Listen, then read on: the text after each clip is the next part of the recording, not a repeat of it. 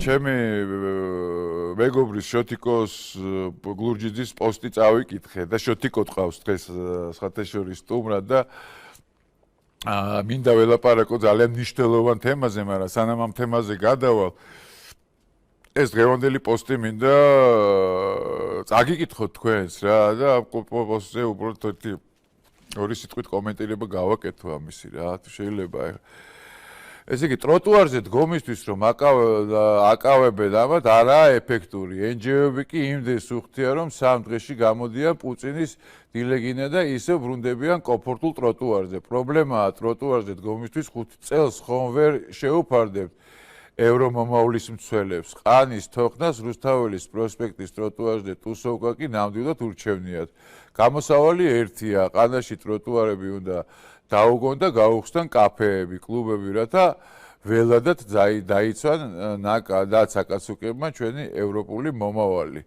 ხო და ეხლა აი უბრალოდ კომენტარს რას უწერენ, ეხლა რაზეც ვილაპარაკე, ჩემზე უწერენ კომენტარს რა. შოთა თქვენ ბოლოს როდის გათოხნეთ ყანები?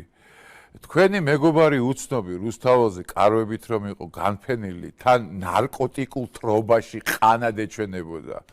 ვიღაც ელენე გახარია წერს, ვინ არის საერთოდ ეს და რა იცის მე როგორ ვიყავი და ნარკოტიკულ თრობაში, აი ჭორი რა პირდაპირ რა მოგაცხათ ალახი და მე იწმინდე რა. ჯერ ეს ერთი მე რუსთაველზე არ ყოფილვარ, მე საკაში ვიყავი მაგ დროს.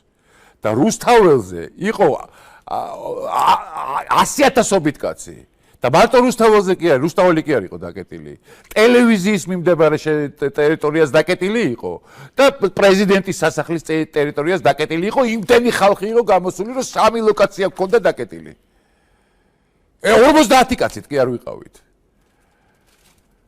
იმას რომ მოიგონებენ ხოლმე თქვენ ის უცნობი რომ იყო საკნები, უცნობი რომ საკნების იმაში იყო 100,000-ობით კაცი იქ.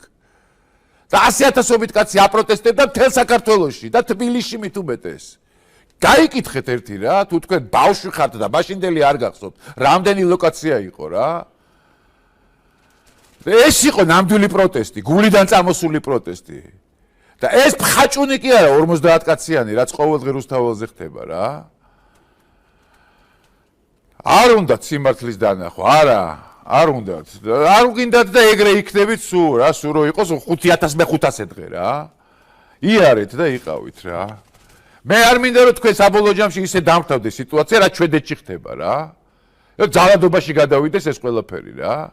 ზოგი მიდის იქ პოლიციელს ხელს ურტყავს სახეში, ზოგი მიდის მეორე პოლიციელს ურტყავს ხელს, ზოგი მიდის აგინებს, ზოგი აფურტყებს, ზოგი წუწივის და უკივის და არც არაფერი არ გინდათ რომ ის ჯარიმაც გადაიხადოთ.